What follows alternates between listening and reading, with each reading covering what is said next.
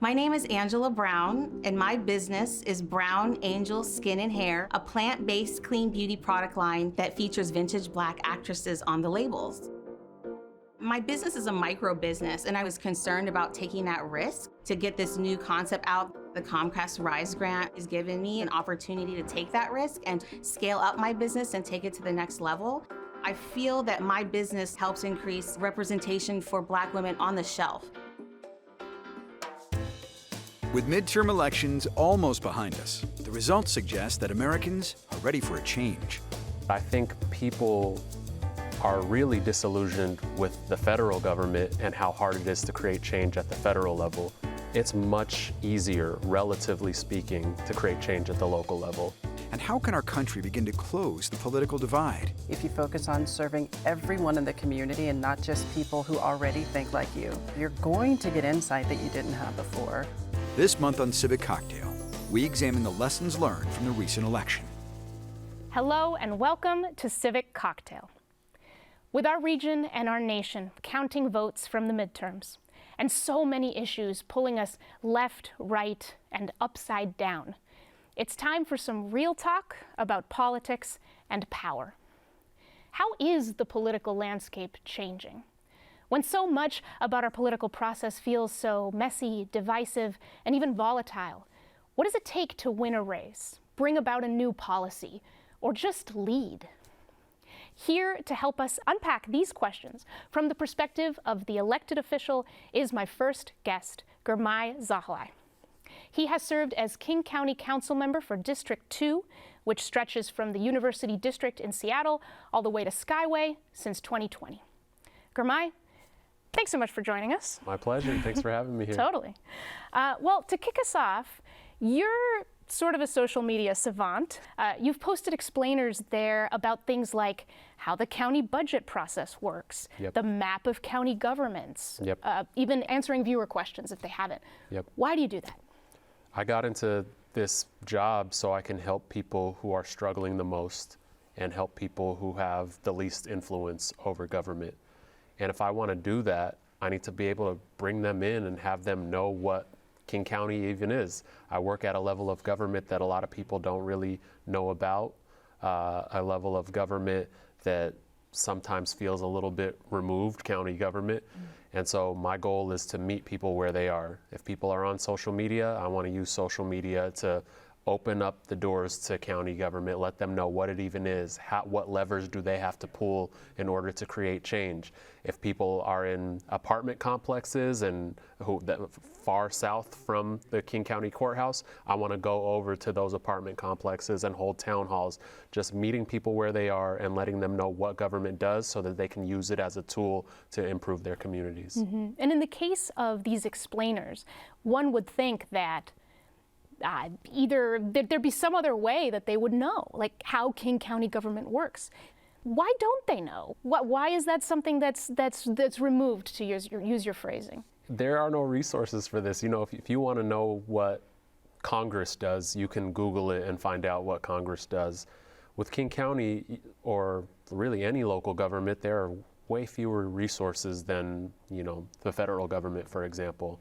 So whatever we can do to, just as an inside person, now I have a level of knowledge and understanding that's impossible to get unless you're on the inside. I want to share that knowledge. So give us an example of how that helps your work, that type of information sharing. I want to be a partner to community. I want to be the legislative partner to community efforts, because no one can tell you more about a community, the issues it faces, and the solutions that those community members want than the people who are actually from that community, who live in these neighborhoods. And so if I'm able to empower people and give them the tools to dictate their own futures, I think that's the most effective thing I can do. Otherwise, it would be me holding all this information in, gatekeeping, wielding my power, and making decisions for people. That's not the type of council member I want to be. I want to be the person who says, hey, I'm on the inside now, I have all this information, I'll be your mole. Here's all the information, now let's use this position that I'm in to uplift the brilliance that already exists out in the community. So it's something about sharing information in order to share power. Exactly. Yep. So what does the public misunderstand about the political levers of power and what it takes to get things done? Now, you've got a couple years in this position. I think that especially in our modern times, there is a disillusionment with politics in general.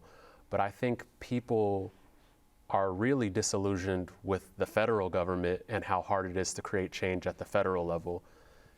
It's much easier, relatively speaking, to create change at the local level. I think people's organizing efforts, people's voting, people marching, people having meetings with their council members and with their school board members, you're able to have a much bigger impact at the local level. I don't think the system is as broken at the local level as it is at the federal level.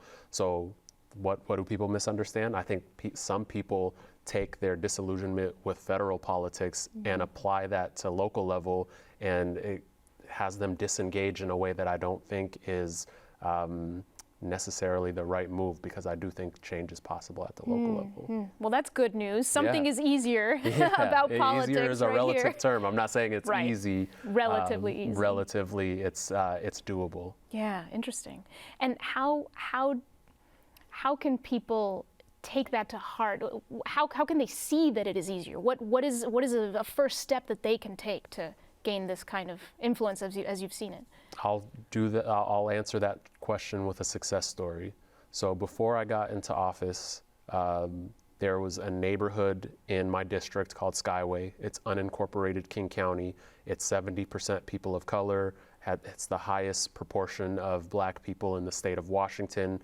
It has a lower, median income than the nearby cities, and because it's unincorporated, it means they don't have a local government. They don't have a city council. They don't have a mayor. They have their regional government, King County, acting as their local government. And for a whole host of reasons that we don't have to get into, that is an inequitable setup. It makes them not have the services they need to thrive. And before I got there, there was a policy at the county level to not invest in this neighborhood, just as a way of making it join another city, so it's no longer incorporated. And when you say, unpack that a bit, when you say it was a policy, what do you mean? So we're going to get technical here, but the county had a policy where they said, if we start investing in this unincorporated area and we start taking on debt and obligating ourselves to long-term commitments to this unincorporated neighborhood, then we're going to be stuck footing the bill for the long term if this little unincorporated pocket then goes on to join a city like Renton. If they join that city, then they're no longer in our local service area, but we're still obligated to continue these investments. So instead of doing that, let's just take a step back, not invest in this neighborhood, and maybe that way it'll incentivize the neighborhood to join another city, so it won't be our problem anymore. But you're doing that to a neighborhood that's 70% people of color, most black people in the state, an active decision. To me, that's systemic racism. You have your only local government depriving you of investments like housing, of public transit, of human services, and that is a big problem. So when I got into office, my whole thing is there are all these efforts out in the Skyway community from neighbors in that neighborhood who've been asking for these investments, who have been putting forward, ideas for community centers, ideas for affordable housing, saying, come invest in us. And the county just hadn't done that. And so I partnered with them, and we were able to work together to write a bunch of op-eds about why we need to invest in Skyway. We were doing marches through Skyway. We were just working together in a really strategic way. And for the first time in the 2020 budget, Skyway got a whole bunch of investments because of a commitment from our King County executive, and my colleagues on the council made that commitment too. And so that is just an example where people on the ground at the local level work together with their elected officials in a way to push the needle to benefit people's lives in a real way. And that is something that maybe is not as easily possible at the federal level. At the federal level, you have all these obstacles, whether it's gerrymandering or the electoral college or the filibuster, all these systemic things that make it much harder to see the fruits of your labor. At the local level, I think it's much more possible. So let's zoom into that example. You talked about the advocacy that it took. What do you think really made the difference? It sounds like, there was this resistance on the level of county policy, a reluctance maybe to go there, and you helped get people to go there. Zoom in a little more on that. Yeah, I think the advocacy helped a lot. In 2020, we also benefited from the largest movement in American history for for racial justice. Tens of thousands of people were marching through my district for Black Lives Matter. Millions of people were marching across the country. And so what we tried to do is tie that broader macro struggle to the micro level politics of Skyway. Again, since this is the neighborhood that has the highest proportion of Black people in the state, for me, I would write articles that said, hey, if Black Lives matter like we say they do, then Skyway has to matter. And so we tied that struggle to the local struggle. We, strategically advocated to the right places on the council. We wrote articles. We had endorsements from key influential organizations around the region. And in that way, when it came time to create the budget, the political will is there to say, hey, we better invest in Skyway. This is the right time to invest in this neighborhood. And how much of that was you, the elected official, and how much of it was your constituents? I think it takes both. You need the constituents to come up with the idea, to advocate, to do social media campaigns, to call in and give public comment. And then you need elected officials who are willing to translate that grassroots energy into actual legislation. So, and when I say elected officials, I don't mean just me. The King County Executive was helpful in that way. My colleagues on the council who unanimously approved things like when I put out an amendment saying we need $5 million of affordable housing investment in this neighborhood, and they unanimously agree to that. It's just a whole lot of partnerships on a lot of different levels. So to take another example, you've done some work on mental health, affordable housing that's extended beyond Skyway. Tell us about that. Yeah, so. And what made it work? Absolutely. We have a huge crisis on our hands when it comes to behavioral health. And it's intersectional with so many other crises. If we're talking about mental health issues and substance use disorders, that's clearly intersectional with the homelessness crisis. People who live out on the street, their mental health and substance use disorders are going to be exacerbated because they don't have a stable home to go to every night. And so I started wondering, why are there so many people out on the streets facing these issues? I hear from so many constituents saying, hey, I see people in the bus shelters using fentanyl. We see people outside of my small business who are having a psychotic episode. All these issues, and it's very visible. And so I started asking questions. Why is this happening so much more these days? And so I started calling around, and what the responses I got was, well, Girmay, it's happening because our hospitals are over capacity. Our emergency rooms are over capacity. Our shelters are over capacity. The jails are over capacity. All of these, systems that we have in place to respond to any number of issues are over capacity because of the pandemic. And that's leading to people visibly suffering on the streets. And so I asked, what do we need in order to support people who are suffering out on the streets? And the response I got was, we need crisis care centers. We need somewhere for people to go when they are experiencing a mental health crisis or a substance use disorder crisis. And right now, there are zero urgent care options for people in behavioral health distress. So how did you decide what actions to take to address this, given what you know about what works and what doesn't? So as a council member, you're a generalist. I don't have to be an expert in one topic, but I am a touch point for my constituents. So when people are going through crisis themselves, they can reach out to their council member, or when people are seeing somebody in crisis, they reach out to me as well. And so my job is to take that information and ask the right questions. So I started asking people in our public health department. I started asking people at Harborview. I started asking people in our Department of Community and Human Services. And their response was, we would be able to help people if we had somewhere for people to go.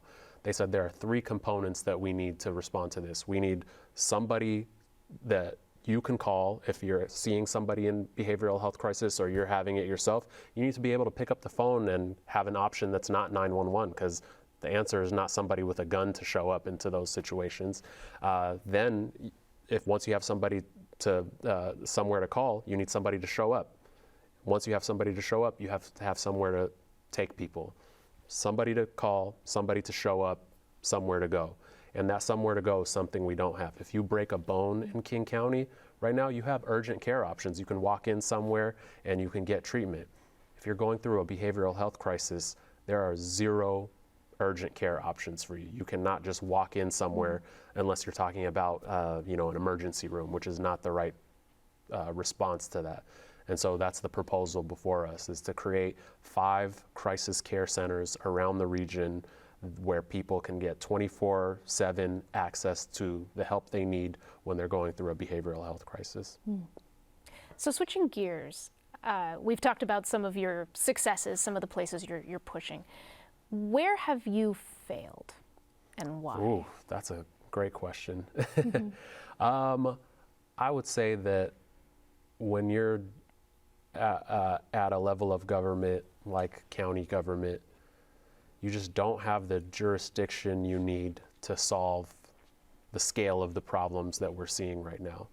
For example, probably the biggest issue in our region is the housing crisis. We need to build more homes, and the 2 biggest causes of our housing crisis, number 1, we have super exclusionary and restrictive zoning laws. Number 2, we have a very upside down tax code that doesn't allow us to generate the level of progressive revenue we need to invest the billions and billions of dollars needed to meet the scale of the demand for homes. But at the county level, we often don't have the land use and zoning authority to change the restrictive zoning that I talked about, and we don't have any progressive taxing options. We have property tax and sales tax as our options.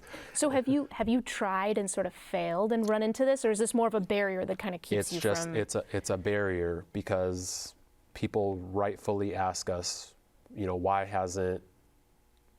haven't we built the number of homes that we need to build in King County? And I have to say, well, we need to change a whole bunch of laws at the state level, and so that is a barrier. I can't lean on that as an excuse, though. At some point, people want you to say, yeah, maybe you don't have the tools you need, but what are you doing to get those tools? And what do you say?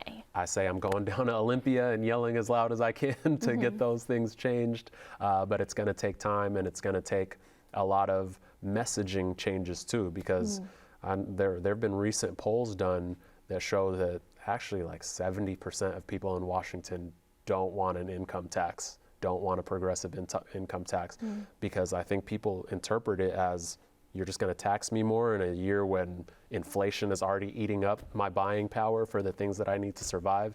You're talking about taxing me more. So the conversation needs to not be income tax, it needs to be tax reform. We need to change how we do taxes, period, so that middle income and lower income people pay less in taxes, and the very wealthy pay more in taxes. But I don't think we're messaging it properly like that. Right, so you've talked about advocacy, writing op-eds, shifting narratives, reframing. When is the right time to play hardball? You said going down to Olympia and yelling, right? I don't know if that's literal, but when is the time to just agitate? I think it's always the time to agitate, especially in the crisis times that we're living in now. We can't just keep doing things the same way we've been doing it. It's going to take the scale of advocacy that we saw in 2020 to push the needle on some of these things. I want to see more widespread movements around tax reform, more widespread movements around changing our exclusionary zoning policies, and I'm starting to work on those things right now. So given that everything's a trade-off, we talked earlier about that, nuance can get lost in politics. For sure. How do you balance rallying for something you believe in and want to do for your constituents with making compromises with folks who might see things differently? Yeah, I've been thinking about this a lot recently. What does compromise mean in the era of social media when our political discourse is so divisive and toxic and nasty? And what I've been thinking about is how I think the perfect example is Dr. King. When it comes to Dr. King, this is somebody who was super bold in his policy proposals, never watering down his vision for justice, and yet he had a message of unity and togetherness that I don't think a lot of people do enough of today. And I think the reason why people don't do enough of it today is because the people who tend to advocate for cleaning up the toxicity and division in our political discourse, they often frame that conversation as, let's get back to civility. You know, they talk about civility. And really, when people talk about civility, most of those people are talking about, let's push our politics more toward the center, right? Let's moderate our politics. Let's be nice. And the newer generations, Gen Z and all the other people who are being devastated by climate change and the housing crisis and all this, they're not trying to hear us talk about civility. They're not trying to hear us talk about moderating our politics because they want bold action. And so I think the best example is Dr. King, because he never talked about moderating your politics. He said, be bold, be transformational, don't water down your vision for justice because that's what the mainstream wants.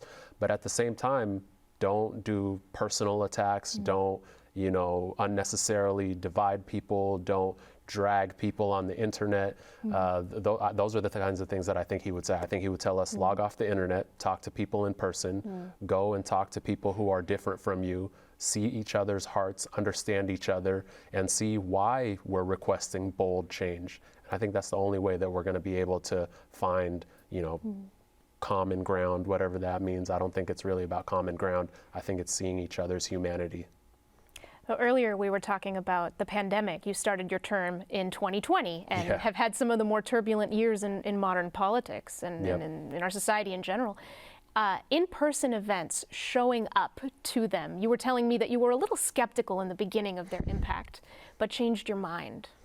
Yeah, I think it goes back to what I just said a few minutes ago, which is we need to be able to see each other in person.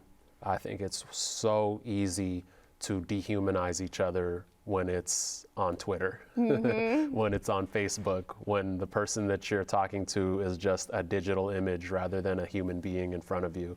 And so the pandemic made it really hard for that because everything switched to virtual, and it became a lot easier to feel separated from our brothers and sisters and our neighbors.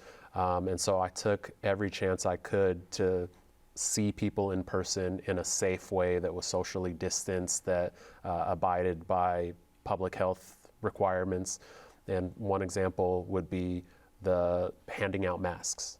We got a whole bunch of masks during the peak of the pandemic from the King County executive, and our task was to give them out. And some people chose to, in bulk, just give, 10,000 masks to one nonprofit to distribute. But I didn't want to do that because I wanted to use it as an opportunity to see, hear, and meet my constituents, especially because I started in 2020. I started during the virtual world. And so we set up camp outside of places like grocery stores and libraries and public health centers and just handed out masks in a really safe way. And in that way, we got to meet our neighbors, hear what they're going through, hear what they really need. And you get the added benefit in those scenarios of meeting people who would otherwise not know who their council member is and not be able to come all the way downtown to the King County Courthouse to make public comment. It's usually the people who already know how to access local government, who know who their government official is, who do those traditional ways of engaging their elected officials. But if you go to where people already are, like a grocery store or a library or an apartment complex, you can really hear and see the people who probably need the most support. And it goes back to what you were saying about social media. You go where people are. Some people are on social media. A lot of people are not. A lot of people are not. Exactly. A lot of people are not. I had to learn that one the hard way. Yeah, they're out in the neighborhoods, Yeah. out in the streets.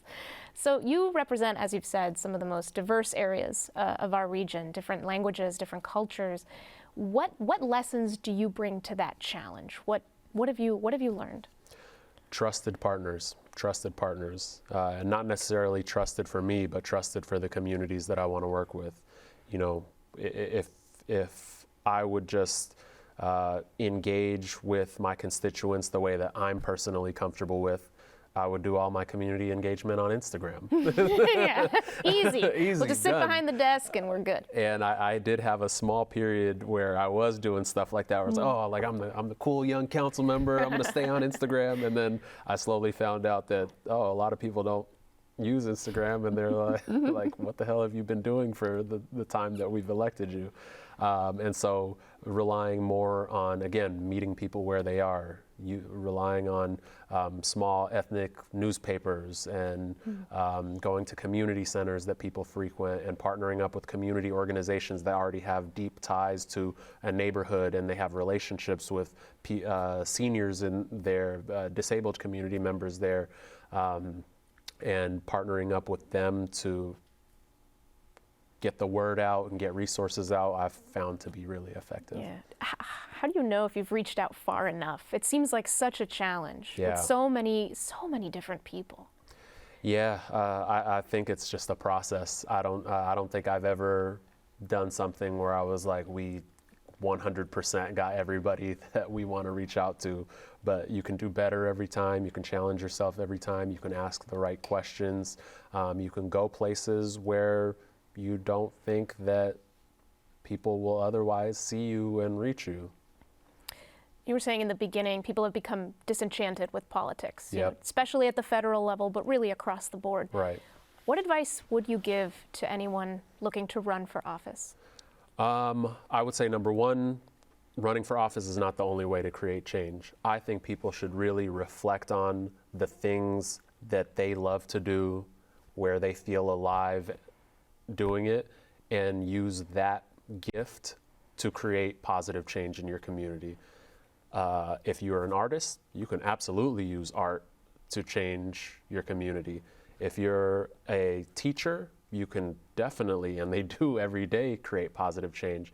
If you're interested in medicine, there's ways to do it. If you're interested in sports, there's ways to do it. But if you are interested in politics and organizing and legislating and talking to lots of people and being a generalist that gets to go across a lot of different industries. You know, I wake up every day and I get to work on housing 1 hour, criminal justice the next, climate action the next. Then maybe running for office is something for you. And I would not hold yourself back from doing it because you have preconceived notions about what it means to be a politician. It's just, do you have a relationship with communities who are struggling and who could benefit from better policies? If so, do it, represent your community, and run for office. And if you're scared of the divisiveness, scared of the toxicity, scared of the barriers, but think that you might actually be able to pull through, I mean, what would you tell that person who's, you know, watching, going, I think this is for me, but man, I don't know. First of all, I would say if you're scared, I would say you're right. Yeah. I'm not gonna Familiar, lie to you. huh? Yeah, it's definitely scary, especially when you first start and you don't have the kind of self-discipline that's needed to not actively seek out harmful things. And by that, I mean, when I first started running for office, I would actively go to the comments section of any article that's written about me and say, what are people saying about me? And, you know, that was me seeking out trouble. And now I'm more disciplined about it. And I say, oh, somebody's written about me, mute, block, unfriend. Now I don't have to deal with that or see any of that. And so you just learn to do some of that just emotional hygiene to take care of yourself. Yeah. Well, Girmay, thank you so much just for sharing the insights and your experience and what you've learned. My pleasure. We're going to take a quick break, and then we will be back soon for the second part of our program. Stay with us. Welcome back to Civic Cocktail. My next guests tonight are going to help us understand the politics of power from the perspective of political campaigns and, oh yes, our two major political parties. How do the challenges of running for office and winning on policy look different and the same through the red and blue lens? Here to help us answer this question is Republican consultant Alex Hayes and Democratic consultant Crystal Fincher. Alex and Crystal, thank you for being here tonight. Thank you. Thank you. So you're both political consultants, but let's not pretend that we know what you actually do. Give us the elevator speech on what the heck your job really is. What does it look like? We're strategists. We help define the path to victory for candidates. So everything from determining what voters to speak to, the types of messages that are true to your candidate that will connect with the public, to even doing things like the commercials and the mailers and all of that you see on TV. There's a lot of moving parts in campaigns, and we really navigate and coordinate that and help the candidate make their way through. And then also, we do that from an independent expenditure point of view. So sometimes we're on the other side and helping to fill in the gaps with some of the media stuff and the communications that you see. So maybe explain for the audience, an independent expenditure is, state law allows you to spend as much money as you want, you just can't work with the candidate on it. And so it creates these two populations, people that work with candidates, which is mostly what I do, and people that work with independent expenditures, which is mostly what Crystal does. I would call my job to be part boutique ad agency. You are making television ads, you're designing mailings, you're coming up with words. You have to have an additional knowledge of state public policy, the state budget, the laws we're passing. And then there's a lot of kind of being a therapist too, because running for office— A therapist? Yes. It is a terrifying— say the more. job is this. Running for office is scary. People are mean to you. There's a lot of fear and doubt. So oftentimes someone will just call you and say, look, today was bad, or this person did this terrible thing, or how do we deal with this challenge? And so a lot of it is looking out for the humanity of your candidate. Too many people need to remember, people that run for public office are real human beings. So strategy, marketing, therapy, that's okay. That's a big jump with a lot of pieces. So after last night's election returns, let's start with you, Crystal. What is the Democratic Party thinking about itself? Right now they're thinking that those results were pretty positive. This is a year, it's a midterm election. Oftentimes the party in power does not have a good time in these races where they're in control and now they have a midterm election and they're up. Most of the time, the party in control loses seats, and to quite an extreme degree sometimes. And we're seeing less of that this cycle than we've seen in 4 decades. We saw encouraging results across the country. We saw very encouraging results in Washington state. So I think Democrats are feeling positive that their message is connected with voters and that what they're doing is resonating as helpful with the voters in the state. Alex, the Republican Party, nationally and regionally. Well, nationally, it was an okay night from the Republican Party. It's disappointing in part because there was an expectation that it was going to be a profoundly good night. But taking control of the House of Representatives is a major event, and having what is anticipated to be 224 seats or so, that's a working majority. So they will be able to govern in the House. They will be able to make public policy. The Senate could still go Republican. That's significantly in doubt. I think it'll probably come down to a runoff in Georgia, which will be kind of horrible, I think. I mean, I met that much attention on one state, that much money. It will be probably the worst of politics that we see in the country. But And that's coming up in December, more money pouring in on both sides. Exactly. Brace yourself for that. In the state, I think Crystal's analysis is probably pretty accurate in that we did hope that state Republicans would advance more. Instead, we saw some surprising results. For instance, right now, the Democrat is leading in the 3rd Congressional District. That was not anticipated. And that's against Joe Kent, the Republican. Correct. And the Democrat is Perez. And in part because Perez didn't really campaign. Perez was essentially a static object. And Kent, essentially, his messaging, I think, probably alienated people. So, Crystal, I saw you make a face. Well, I think Marie Gluesenkamp-Perez did campaign, and she did resonate with voters. She owns an auto shop with her husband, and just really talked about her experience as a business owner, as a mom, as someone dealing with a lot of the same challenges that people are dealing with there. Alex is right. That is a Republican district. That's the district that was formerly held by Jamie Herrera Butler, who lost in the primary to Joe Kent, who is on the very extreme end of Republicans. Most Republicans say that. And so she was able to connect with voters across the spectrum. There were certainly voters who voted Republican on the rest of the ticket and Democrat in this race because they were uncomfortable with what they saw for their option in the Republican Party. So a lot of good stuff there. Now, we still have a lot to count, a lot of ballots to count. It is still possible for Kent to win. Yeah, we don't know how that race is going to wind up. And there are a few other races in the state, in the legislature, that we aren't sure how they're going to wind up. So we'll see on Friday, perhaps Monday, Tuesday, what those results are. It may take that long to find out. What other race are would one need to look at to talk about Washington's story of Democrat and Republican? There was a lot of news late in the election that Tiffany Smiley was neck and neck. A lot of rating agencies moved it to a toss-up. Well, on election night, we saw that it wasn't a toss-up. And so there is a gap between that late energy that came from Smiley, who is a pretty gracious and reasonable centrist candidate. So it makes sense that she would have that type of success. But that Murray's strong vote total is a surprise, as well as the Kim Schreier's strong vote total in the 8th. Was it a surprise to you, Crystal, as well? I wasn't surprised that she was up by more than some of the polling showed. It didn't feel like it was actually that close, but I did expect it to be a little bit closer than it was in that night, given just kind of the headwinds of this time of year. I think, an interesting district to look at is the 47th legislative district, which I have done work in.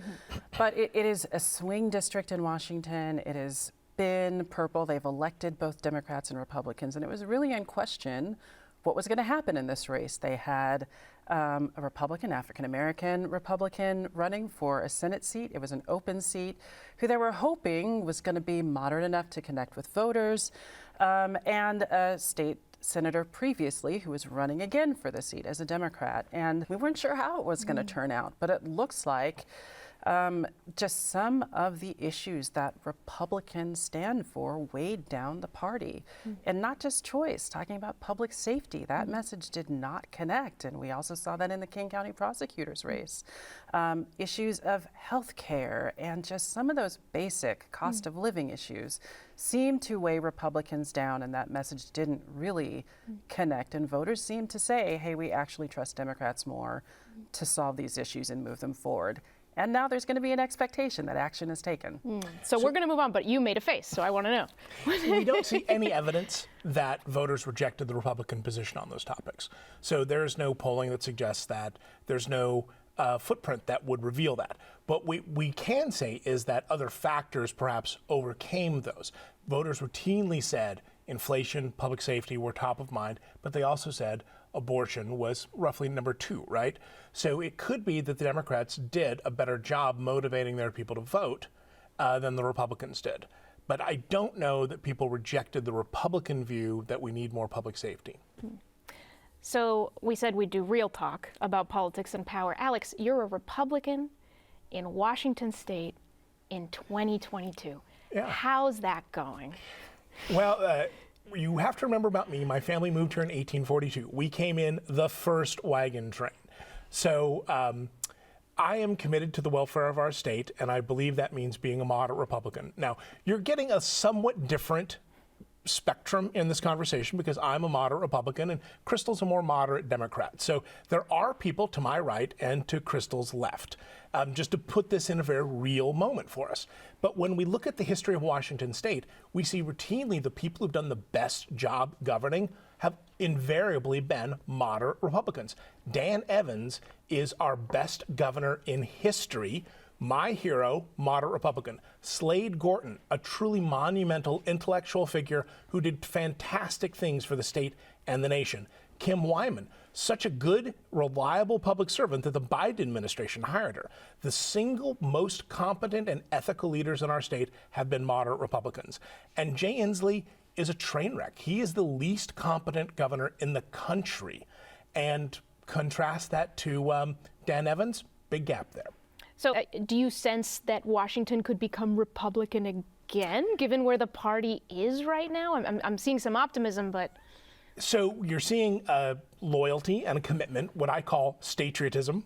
Statriotism. It's our duty to continue to defend the welfare of the state. And I believe that ultimately means the value structure that I have. It does better for public education. It does better for public safety. It's a much more competent system for balancing budgets, administering the state. So we have a great track record of moderate Republicans making good public policy in Washington State. Now, you can't walk away from that. I mean, if you know you've got a way to make people's lives better, you stay committed to the cause. And that's how I feel about it. The Republican Party in Washington State will grow and have better days ahead of it. We anticipated that last night would be a better day. Turned out not to be the case. But the challenge will be that right now the Democrats are almost reaping kind of a perverse benefit from the mismanagement of the state. So many people are leaving the state because of Jay Inslee's bad governance. And so as a result, the state's becoming more partisan as a result. So it's this kind of a really terrible reward for being a bad governor is you get more Democrats. So plenty to talk about, and I know I want to get Crystal in here, but I want to follow up.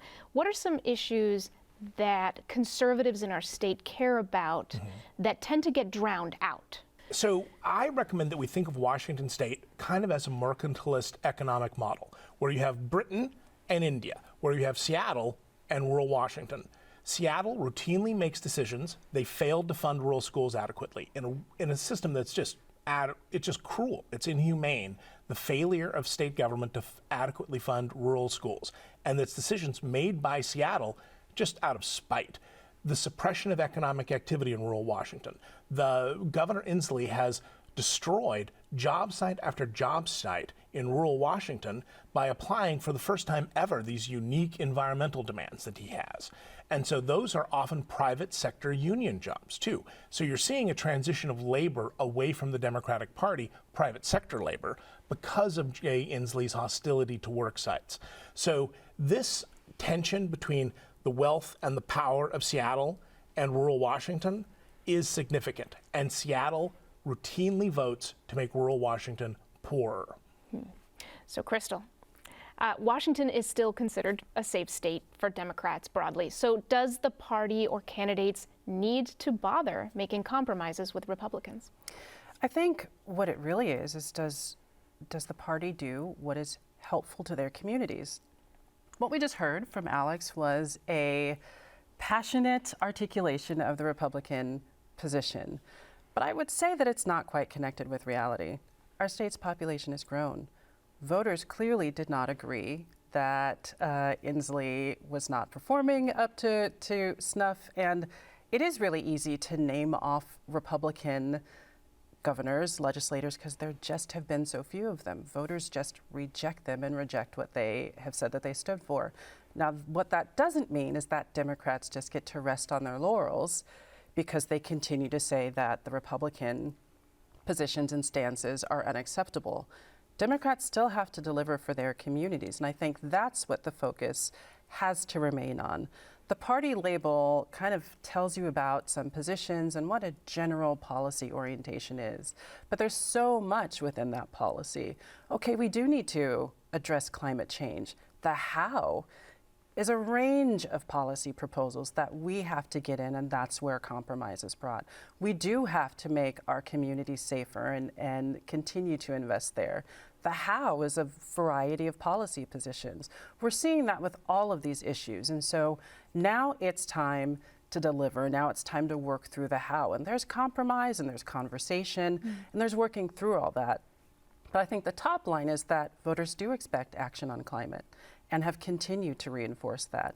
Voters do expect action on common sense gun legislation, have continued to support that, vote for that, and advance that.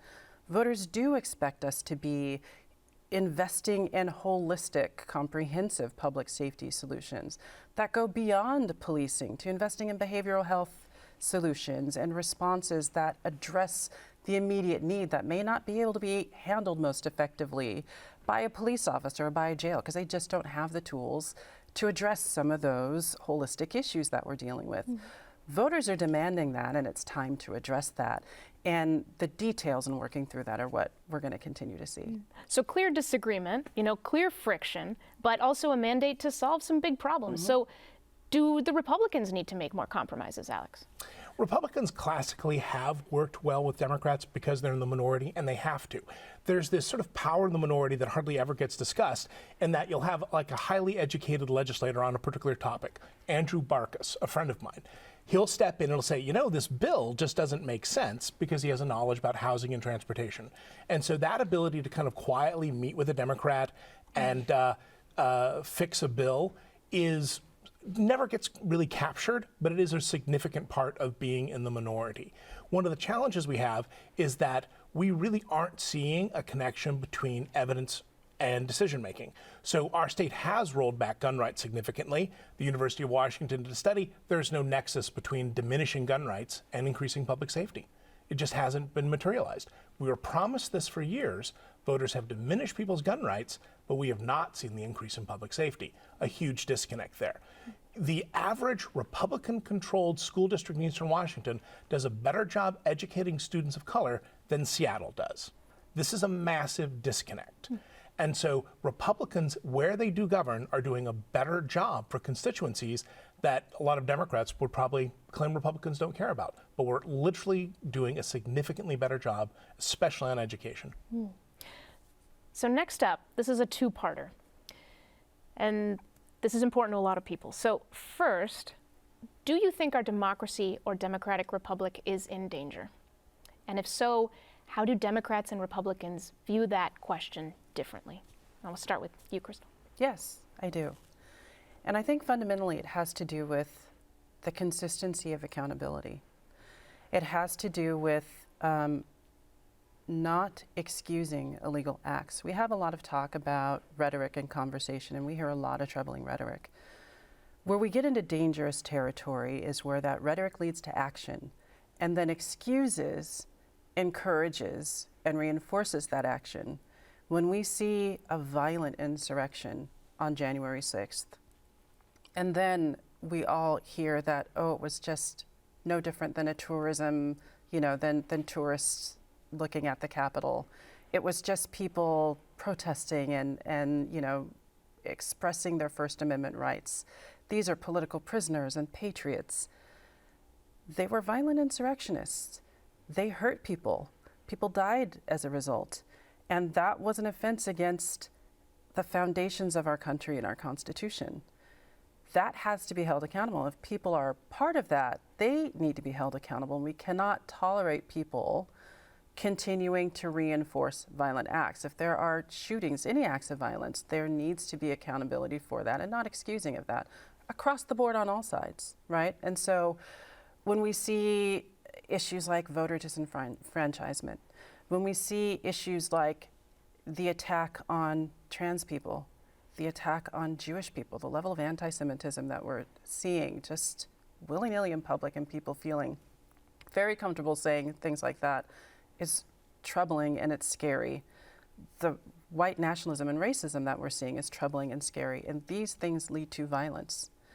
This is not hypothetical. We have seen this over and over again. We have seen this very recently. And so we have to walk that back.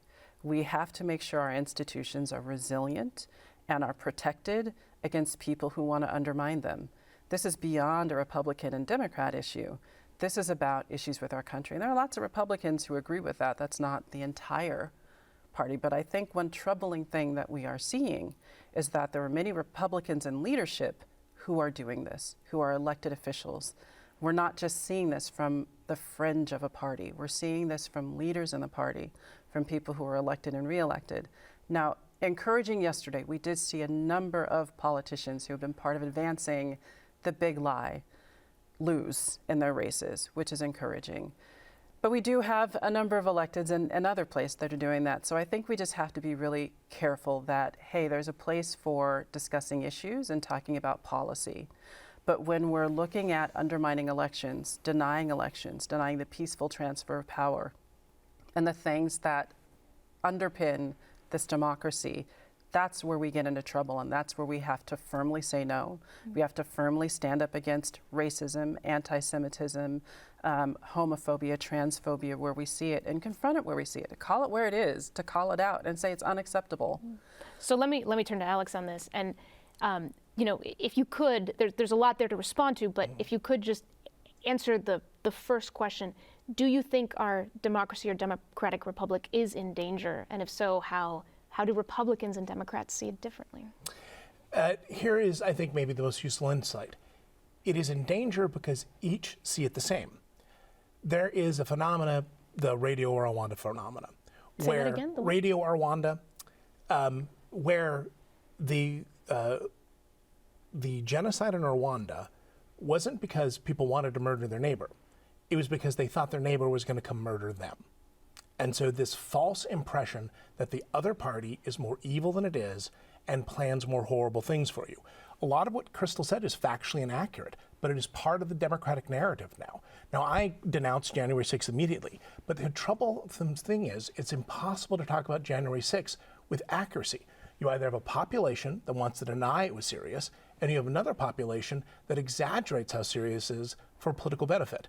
The most difficult thing to do in America is tell the truth about January 6th, but it is the most essential thing to do is to tell the truth about January 6th. What to you is the truth about January 6th? Exceedingly bad thing.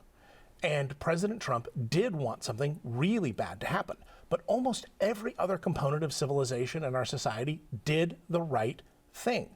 And when we continue to go back and ignore that fact that almost everyone did what they were supposed to, we exaggerate the dangers of January 6th. We also have to remember that the people who participated in January 6th saw the Antifa riots. And in some respects, they thought, well, if those guys got away with it, then we can.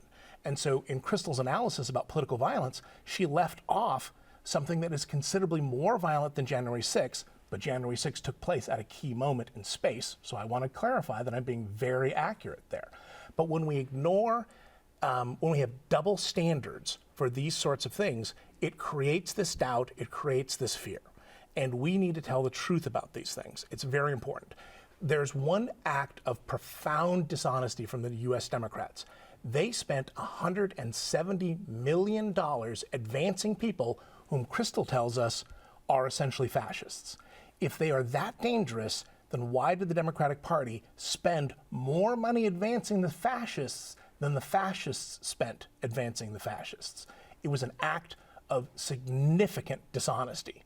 And that's our problem, is that we have this belief that it's okay to do terrible things to advance one's faction, and the Democrats are thoroughly committed to doing these terrible things to advance their faction. $170 million to advance election deniers. Utterly contemptible. So before we move on this, do you think our democracy or our democratic republic is in danger? I think we are stronger than we believe, but the number one challenge is that we need more honesty and we need a more reliable, neutral press. The death of local media is hugely painful to our ability to discern what is true. The fact that so many elite institutions during COVID failed. I mean, I am not a person who was in any way conspiratorial during the COVID crises, but I can tell you the CDC lost a lot of credibility. There are things that we know they said weren't true.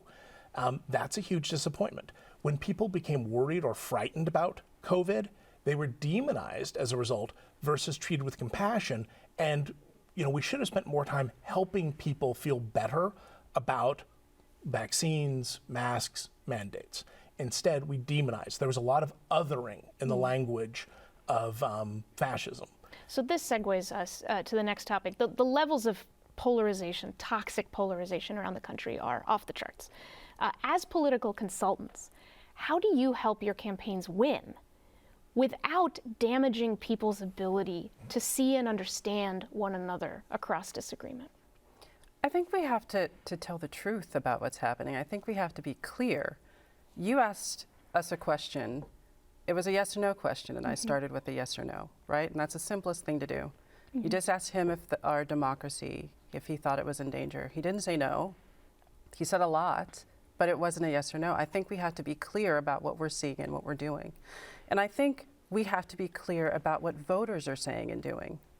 And I think that we're at a point where, we just heard explanations about how wonderful Republicans are doing and how well they're meeting needs, and voters are not seeing it that way. So what is it that we're missing?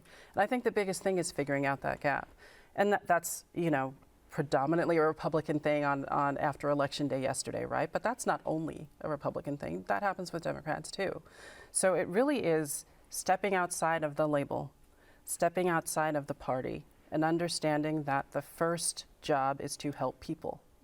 And if you focus on helping people, first and foremost, listening to people, staying connected with people, understanding what they're going through, then that is how you begin to get beyond the labels. One thing that's really interesting, and we actually had a conversation about this yesterday, in red states who elect Republicans up and down the ticket, sometimes there are ballot initiatives, there were some yesterday, that people would call progressive. But you take the label off of it, you put it up, and those Republican voters who only vote for Republican candidates vote for things like increasing the minimum wage, like expanding Medicaid coverage, like universal free college, right? Like things that have been labeled progressive. The same thing can happen on the flip side in blue states. Well, it does happen here routinely. It has with IMIN initiatives. And so it really is about, a label can tell you about a general alignment, but that doesn't really tell you the specifics of how you can help people and what they need. You have to listen, you have to stay connected. And I think if you do that, if you focus on serving everyone in the community and not just people who already think like you, if you understand that you don't know everything, and that no one knows their community like the people inside of it, and talk to everyone there, you're going to get insight that you didn't have before. You're probably going to hear most of the ingredients of what is needed in a solution and the ability to work together to get there. A lot of people know that you're open to hearing them and you're open to listening to them and you value them in their lives. Leaders have to demonstrate that that's true. Well, thank you both so much. This was an illuminating conversation, and I really appreciate your time and joining us tonight. Thank you. And thanks to all of you watching at home. Civic Cocktail will return on December 7th for the annual Year in Review edition. We'll talk about the biggest headliners and impactful issues from the year and make some predictions about what's coming next. You can find out more at crosscut.com/events.